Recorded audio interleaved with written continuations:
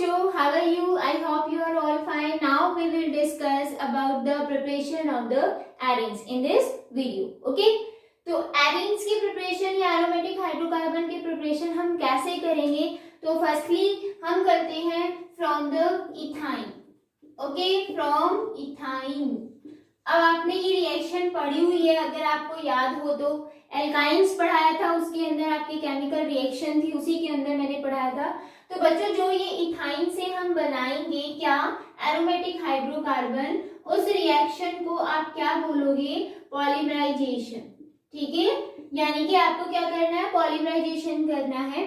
आप 3 मॉलिक्यूल किसके लोगे, इथाइन के, CH ट्रिपल बॉन्ड CH. अगर आपको याद हो तो हमने ऐसे ही ड्रॉ किया था. ठीक है, और इन 3 मॉलिक्यूल्स में हमें क्या कराना है, साइक्लाइजेशन कराना है. तो हम क्या करेंगे, इथाइन को पास आउट करते हैं किसके अंदर, रेड हॉट जो आयरन की ट्यूब होती है उसके अंदर हम पास आउट करते हैं. ठीक है, जैसे ही पास आउट करोगे, यहाँ पर अराउंड जो टेम्परेचर होता है वो अबव 800 केल्विन होता है. तो जैसे ही पास आउट करोगे होगा क्या, यहाँ पर ये पाई इलेक्ट्रॉन यहाँ अटैक करेंगे, ये वाला यहाँ अटैक करेगा, ये वाला यहाँ अटैक करेगा. अटैकिंग की जगह बॉन्ड बन जाएगा, एक बॉन्ड टूट रहा है तो डबल के अंदर कन्वर्ट हो जाएगा. तो आपके पास क्या बनेगा, देखो ये वाली स्ट्रक्चर आ जाती है. ये रिएक्शन मैंने आपको कराई हुई है, आपको अच्छे से आनी भी चाहिए. ये है CH डबल बॉन्ड CH, यहाँ भी CH double bond CH. Double क्यों बोला, क्योंकि ये तो इस पर अटैक कर रहे हैं ना, तो डबल ही बचा. ठीक है, यहाँ पर अगर आप देखोगे तो CH फिर सिंगल बॉन्ड CH आ जाएगा, तो यहाँ पर वही है same CH single bond CH. ठीक है, तो ये स्ट्रक्चर बहुत इजी है, ज्यादा टफ है नहीं, मैंने कराई हुई भी है. नेक्स्ट देखो, सेकंड जो आती है वो आती है from sodium benzoate. Sodium benzoate से हम कैसे बनाएंगे, तो इस प्रोसेस को हम क्या बोलते हैं, डीकार्बोऑक्सीलेशन प्रोसेस. ठीक है, याद रखना है, ये भी कराई हुई रिएक्शन ही है, टेंशन मत लो, बहुत इजी है. आपके पास है बेंजीन, ठीक है, और इसके पास यहाँ पर लगा हुआ है COONA, तो इसीलिए हम इसको बोलते हैं सोडियम बेंजीन प्लस O8. क्यों लगा, क्योंकि यहाँ पर एस्टर बन रहा है, देखो COO एस्टर ही फॉर्म होती है, तो इसलिए सोडियम बेंजोएट. हम क्या करेंगे, सोडियम बेंजोएट की रिएक्शन कराते हैं किसके साथ में, सोडा लाइम के साथ में. सोडा लाइम आपको पता है क्या होता है, मैंने आपको बताया था. सोडा लाइम होता है NaOH एंड कैल्शियम ऑक्साइड का मिक्सचर, उसी को आप क्या बोलते हो, सोडा लाइम. ठीक है, इस सोडा लाइम के साथ ही रिएक्शन कैसे करेगा, तो यहाँ पर क्या होता है, जो ये CO2 है इसके ऊपर वो क्या होती है, रिलीज हो जाती है. तो रिलीज क्या होता है वो देखो, ये वाली फॉर्म रिलीज होती है Na2CO3, और ये हाइड्रोजन यहाँ पर आ जाएगा. तो क्या बनेगा आपके पास, बेंजीन बनेगी, और उसके साथ साथ क्या रिलीज होगा, Na2CO3 रिलीज हो जाएगा, सोडियम कार्बोनेट रिलीज हो जाता है और बेंजीन की फॉर्मेशन हो जाती है. क्लियर, तो ये सेकंड आपको मैंने करा दिया है. नेक्स्ट देखो, थर्ड आती है बच्चों फ्रॉम क्लोरोबेंजीन. ठीक है, क्लोरोबेंजीन से आप कैसे बनाओगे ये आपको देखना है. तो क्लोरोबेंजीन आपको पता है क्या है, क्लोरोबेंजीन इज, बेंजीन के ऊपर है क्लोरीन. ठीक है, हमें इसका क्या कराना है बच्चों, रिडक्शन कराना है. अब रिडक्शन किसी न किसी कैटलिस्ट के प्रेजेंस में होता है. तो आप सभी को पता है कि जो रिड्यूसिंग एजेंट होते हैं वही क्या करते हैं, रिडक्शन में हेल्प करते हैं. तो इसके अंदर क्या लोगे वो आपको याद रखना है. निकेल और एल्यूमिनियम का जो एलॉय होता है वो लेना है इन प्रेजेंस ऑफ NaOH. ठीक है, निकेल एंड एल्यूमिनियम, आपको पता है ना एलॉयज क्या होते हैं, मेटल मेटल का मिक्सचर या मेटल नॉन मेटल का जो मिक्सचर होता है उसी को हम क्या बोलते हैं, एलॉयज बोलते हैं. NaOH की प्रेजेंस में। तो ये यहाँ पर किसका काम कर रहा है, रिड्यूसिंग एजेंट का काम कर रहा है। यानी कि क्या करेगा, यहाँ से HCl रिलीज हो जाएगा और एक हाइड्रोजन यहाँ पर आ जाएगा। ठीक है, तो यहाँ पर जो बनेगी आपके पास रिंग, वो कौन सी बनेगी, बेंजीन, और साथ में HCl रिलीज हो जाएगा। बच्चों यहाँ H लिखने की जरूरत नहीं है, क्योंकि हर कार्बन के साथ एक एक हाइड्रोजन है, हम शो नहीं करते। बॉन्ड लाइन स्ट्रक्चर के अंदर आप कभी भी हाइड्रोजन शो नहीं करते हो, तो बेंजीन की ये बॉन्ड लाइन स्ट्रक्चर ही तो है। ठीक है, नेक्स्ट देखो, फोर्थ जो आता है वो आता है फ्रॉम फिनॉल। फिनॉल से हम कैसे बना सकते हैं, तो फिनॉल क्या होता है बच्चों, बेंजीन रिंग के ऊपर जब OH ग्रुप लगा हुआ होता है तो इसको हम क्या बोलते हैं, फिनॉल बोलते हैं। और जब आप इसके अंदर क्या डालते हो, जिंक डस्ट डालते हो, ठीक है, और इसको हीट करते हैं, तो ये जो जिंक है वो ऑक्सीजन के साथ बॉन्ड बना लेता है, यानी कि यहाँ से ऑक्सीजन रिलीज हो जाती है, तो जिंक ऑक्साइड रिलीज होगा और ये हाइड्रोजन इसके साथ जुड़ जाएगी, तो क्या बनेगा, बेंजीन रिंग बन जाएगी वापस से, और साथ में क्या रिलीज हुआ, जिंक ऑक्साइड। जब आप कोई भी केमिकल रिएक्शन लिख के आते हो तो बच्चों मैं आपको नेम बोलते रहती हूँ, आपको नीचे मेंशन करना है। ठीक है, एग्जाम के अंदर जब आप केमिकल रिएक्शन लिख के आओगे तो आपको नेम भी मेंशन करना है उनका। जैसे मैंने बोला फिनॉल, तो फिनॉल यहाँ लिखना है, this one is benzene, this one is zinc oxide. Clear. Next आता है बच्चों बेंजीन सल्फोनिक एसिड से आप कैसे बनाओगे कोई भी एरोमेटिक हाइड्रोकार्बन। ठीक है, यहाँ पर मेंशन कर लेना from benzene sulphonic acid. Sulphonic acid क्या होते हैं बच्चों, SO3H ग्रुप को आप क्या बोलते हो, सल्फोनिक एसिड। ठीक है, बेंजीन के ऊपर अगर यहाँ SO3H लगा हुआ है तो इसी का नेम क्या होता है, बेंजीन सल्फोनिक एसिड। क्या करना है, बेंजीन सल्फोनिक एसिड के अंदर हमें क्या करना है, इसको हीट करना है, मतलब किसके साथ, स्टीम के साथ हीट करना है।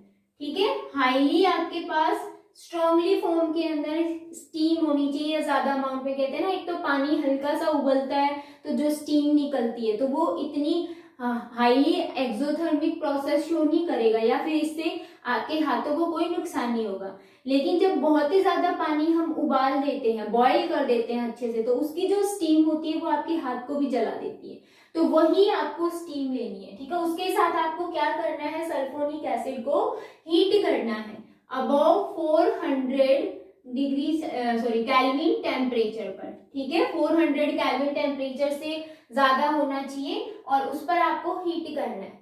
जैसे आप हीट करोगे यहाँ से सल्फ्यूरिक एसिड रिलीज हो जाता है और क्या बनेगा, हाइड्रोजन जो है वो इसके साथ लग जाएगा। तो ये मैं हाइड्रोजन मेंशन नहीं कर रही, ठीक है, मैंने अभी बताया था मेंशन नहीं करना। और साथ में क्या रिलीज हो जाता है, सल्फ्यूरिक एसिड। SO3H था यहाँ पर, और यहाँ पर क्या है, OH और H।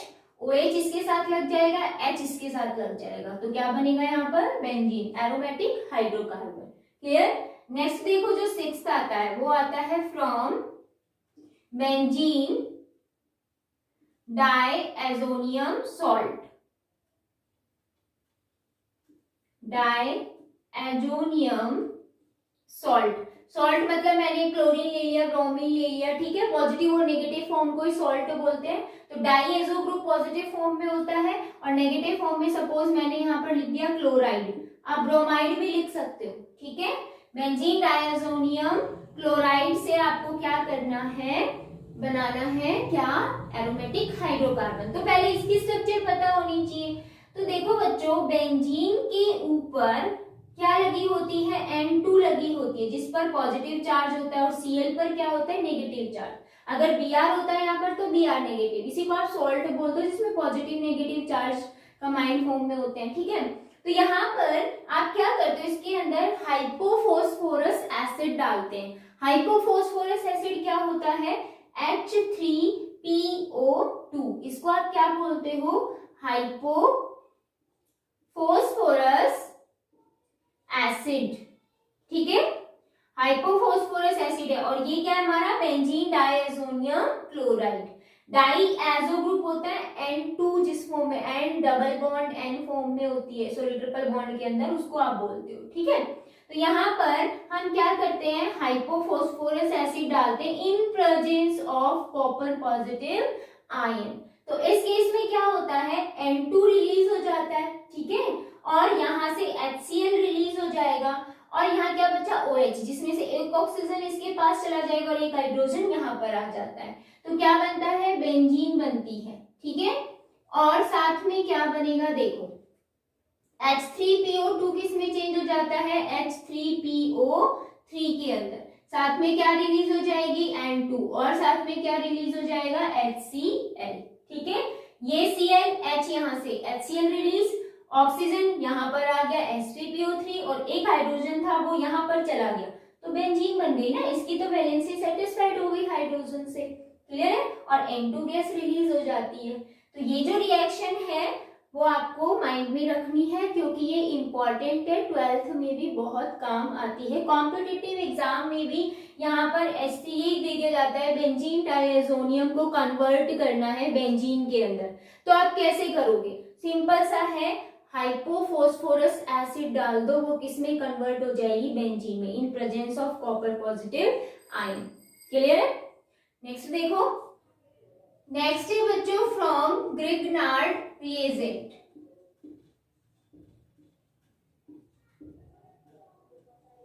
ग्रिग्नार्ड रिएजेंट से आप कैसे बना सकते हो, तो देखो आप सभी को पता है ग्रिग्नार्ड रिएजेंट क्या होता है, RMgX, यही होता है। अगर हमने R की जगह यहाँ पर एरोमेटिक ग्रुप ले लिया, दिस वन एरोमेटिक है, MgX, क्लियर, और इसकी रिएक्शन हमने क्या करा दी, आइसोप्रोपाइल ब्रोमाइड के साथ या हैलाइड, हेलोजन ग्रुप लेना है, CH3 यहाँ पर CH और यहाँ पर CH3, और मैंने यहाँ लगा दिया X ग्रुप, ठीक है। X की जगह आप क्लोरीन ब्रोमीन ले सकते हो, जो आपका मन कर रहा है, ठीक है। मैंने X से लिया, यहाँ पर आप ClBr कोई भी एक ले सकते हो उसमें से। तो ये क्या है, आइसोप्रोपाइल हैलाइड, ठीक है, इसका नेम याद रखना है। आइसो क्यों लगा, क्योंकि सेकंड नंबर पे तो है, ये कॉमन नेम है, IUPAC नहीं है, आइसोप्रोपाइल हैलाइड, ये आपके पास है। अब आपने क्या किया, ग्रिग्नार्ड रिएजेंट के साथ रिएक्शन कराई। इस ग्रिग्नार्ड रिएजेंट का क्या नेम है, बेंजीन मैग्नीशियम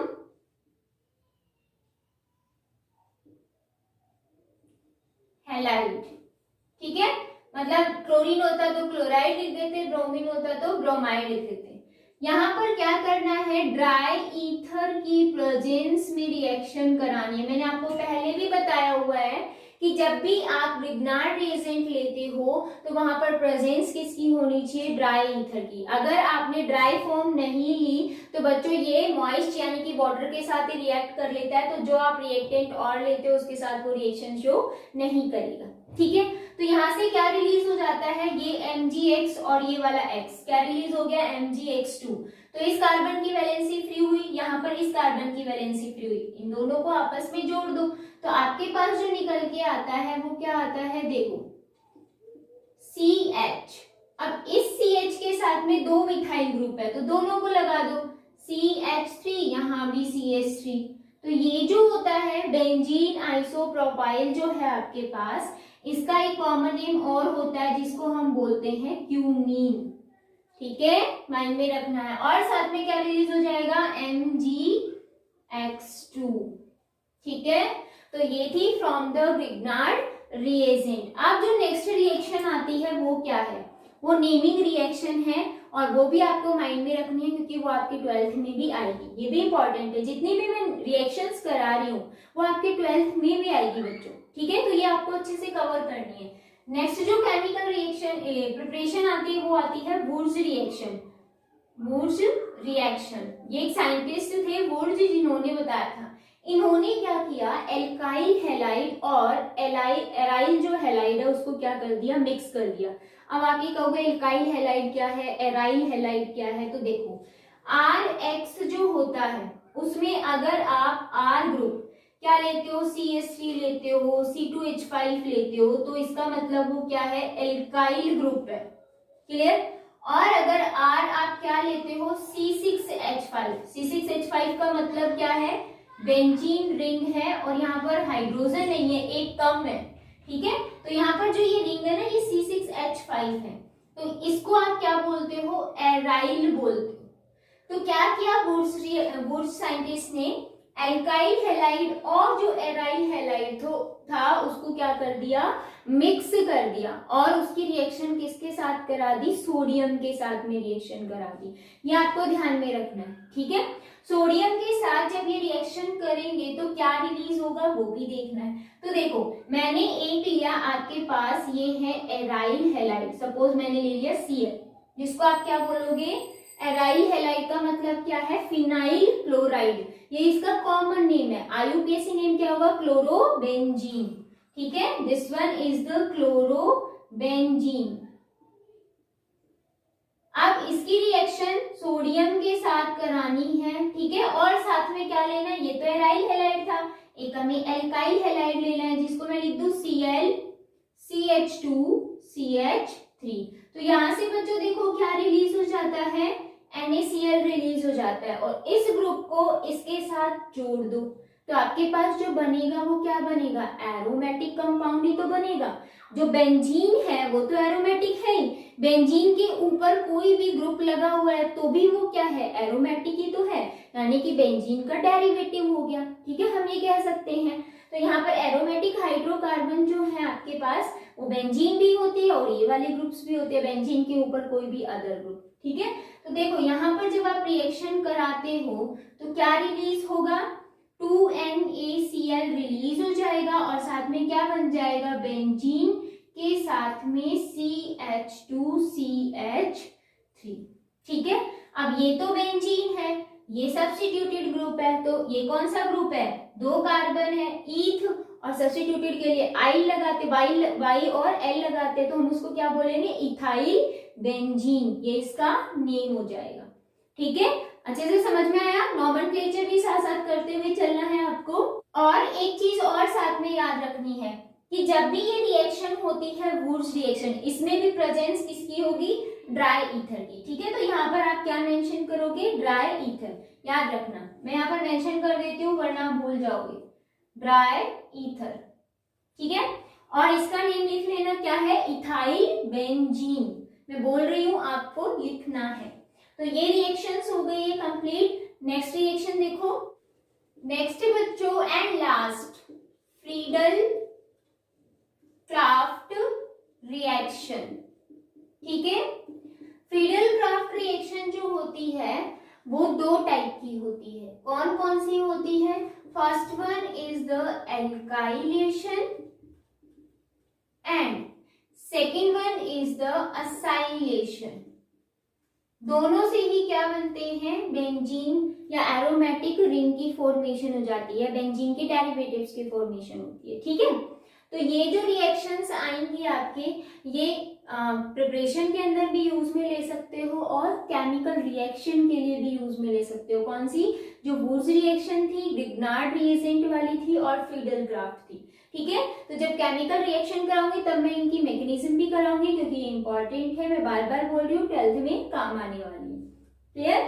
तो एल्काइलेशन और असाइलेशन में क्या होता है, इसमें जो एडिशन होती है किस पर, बेंजीन रिंग पर, वो किसकी होती है, एल्काइल ग्रुप की, ठीक है। तो यहाँ होती है addition of, not addition, substitution होता है एक्चुअल में, जो हाइड्रोजन है वो सब्स्टिट्यूट हो जाता है, ठीक है।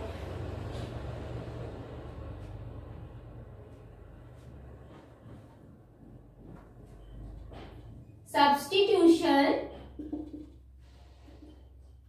ऑफ, सब्स्टिट्यूट हो जाता है hydrogen from the alkyl group, ठीक है, फ्रॉम एल्काइल ग्रुप, ठीक है।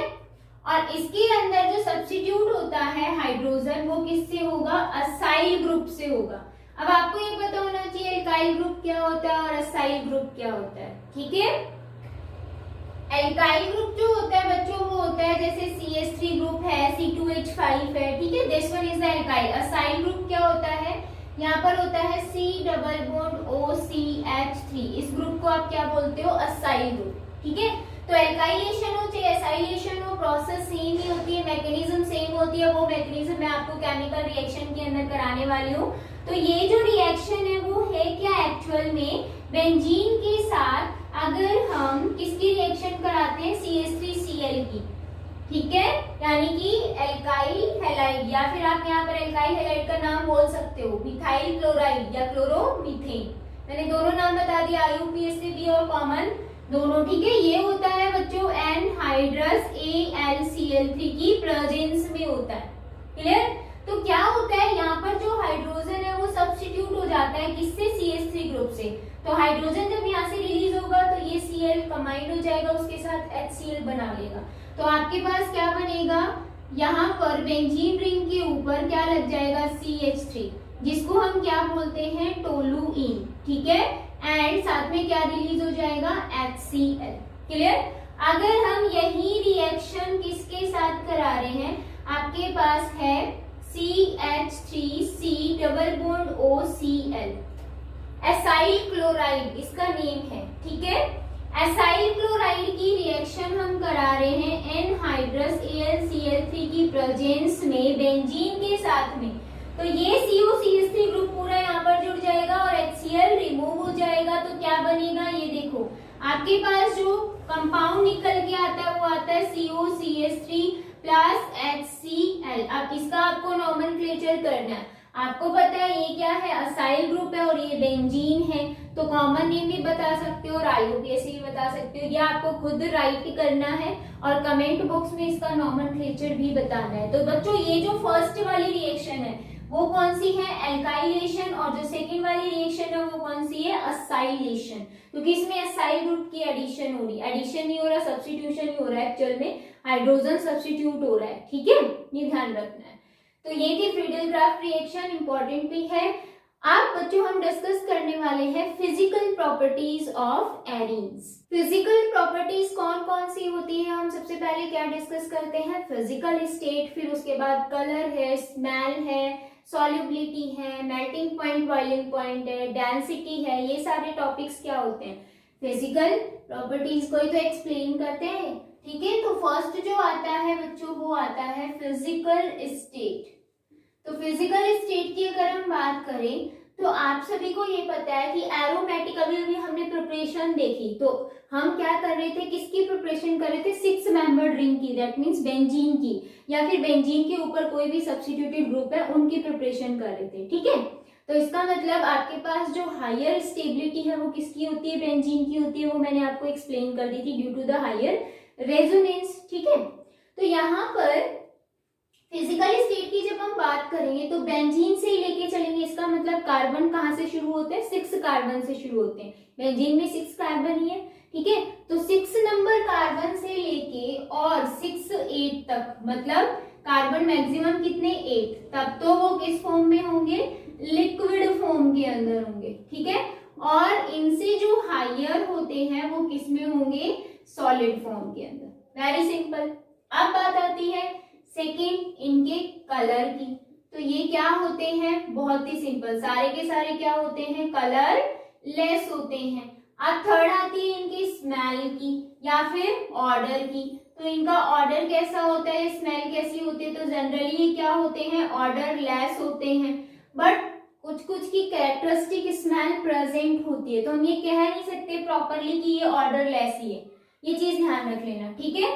Some are character, some having character smell, ठीक है, ये ध्यान रखना। और आप ये भी बोल सकते हो जो नैफ्थलीन है, आप मेनली घर में यूज में भी लेते हैं, ठीक है। तो जो नैफ्थलीन की जो गोलियां होती हैं उनकी भी एक स्मेल होती है अलग से, तो सबकी कैरेक्टरिस्टिक स्मेल होती है, ये ध्यान रखना, ठीक है।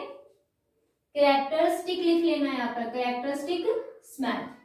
नेक्स्ट जो आता है फोर्थ पॉइंट, वो आता है बच्चों वेरी इंपॉर्टेंट, सॉल्युबिलिटी।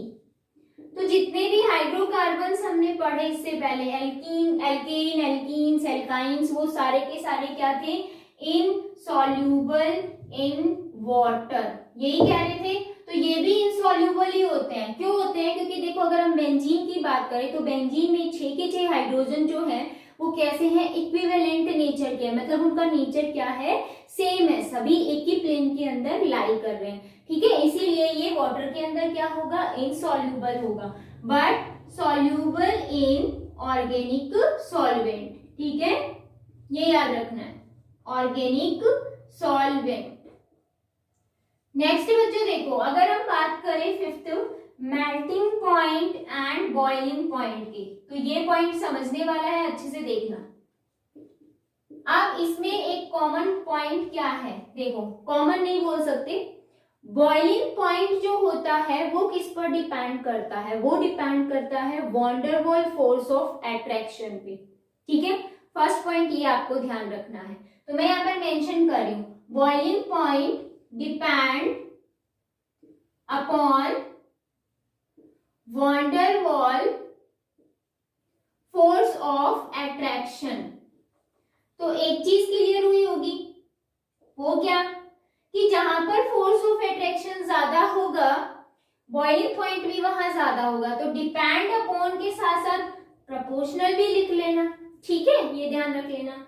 तो जहां पर van der Waals force of attraction ज्यादा है वहां बॉइलिंग पॉइंट ज्यादा, इसका मतलब जैसे जैसे एरोमेटिक रिंग का मॉलिक्यूलर साइज या मॉलिक्यूलर वेट इंक्रीज होगा वहां पर van der Waals force of attraction भी इंक्रीज होगा, जिसकी वजह से बॉइलिंग पॉइंट भी इंक्रीज होगा। क्लियर है। तो जैसे जैसे आप क्या बढ़ा रहे हो, नंबर ऑफ कार्बन एटम बढ़ाते जाओगे तो उनके साथ हाइड्रोजन तो ऑफ कोर्स बढ़ने ही है, तो जिसकी वजह से मास भी बढ़ेगा, साइज भी बढ़ेगा, तो van der Waals force of attraction भी बढ़ेंगे, बॉइलिंग पॉइंट भी इंक्रीज होंगे, ठीक है। मैंने एक्सप्लेन कर दिया, वो आप खुद मेंशन करोगे, मेन पॉइंट मैंने आपको बता दिया। अब बात आती है मेल्टिंग पॉइंट की, तो जो मेल्टिंग पॉइंट्स होते हैं वो किस पर डिपेंड करते हैं, melting point depend upon molecular size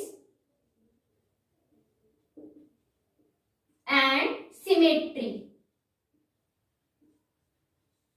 ठीक है। जहां पर सिमेट्री प्रेजेंट होगी, मेन तो चीज सिमेट्री से मान के चलो आप, सिमेट्री जहां पर है, इसका मतलब जिस भी मॉलिक्यूल में सिमेट्री होती है उसमें क्लोज पैकिंग होती है, और क्लोज पैकिंग की वजह से मेल्टिंग पॉइंट क्या होते हैं, हाइयर होते हैं, ठीक है। तो अगर हम बात करें किसकी, ऑर्थो की, मेटा की और पैरा की, ठीक है। तो देखो ओ का मतलब है ऑर्थो, भूलना नहीं, एम का मतलब मेटा, पी मतलब पैरा। तो पैरा की सिमेट्री क्या होती है, सबसे हाइयर होती है, ठीक है, और जिसकी सिमेट्री हाइयर होगी इसका मतलब उसका मेल्टिंग पॉइंट भी क्या होगा, ज्यादा होगा, तो इसीलिए पैरा की मेल्टिंग पॉइंट सबसे ज्यादा होता है। अब पैरा में सिमेट्री कैसे प्रेजेंट है, एग्जांपल देखो, जैसे मैंने यहाँ पर लिखा CH3 और यहाँ भी लिखा CH3, ये आपकी बेंजीन रिंग, ठीक है। आप यहाँ बॉन्ड भी दिखा सकते हो और ये भी, आपको पता है मॉडर्न तो यही स्ट्रक्चर आई थी क्योंकि डिलोकलाइजेशन होता रहता है, तो इसको हम क्या बोलते हैं, पैराजाइलिन। अगर हम इसमें से एक प्लेन अगर यहाँ से पास आउट करते हैं या फिर यहाँ से पास आउट करते हैं, कोई भी एक प्लेन पास आउट करना है, तो ये 2 इक्वल हाफ्स के अंदर डिवाइड हो रहा है, इसका मतलब इसमें क्या है, सिमेट्री प्रेजेंट है, और सिमेट्री प्रेजेंट होने की वजह से ही ये क्या है, इसका मेल्टिंग पॉइंट सबसे ज्यादा होता है। क्लियर। तो ये थी overall physical properties of the aromatic hydrocarbon. Next video के अंदर हम डिस्कस करने वाले हैं केमिकल प्रॉपर्टीज और chemical reactions of the aromatic hydrocarbon. मिलते हैं नेक्स्ट वीडियो में, टेक केयर।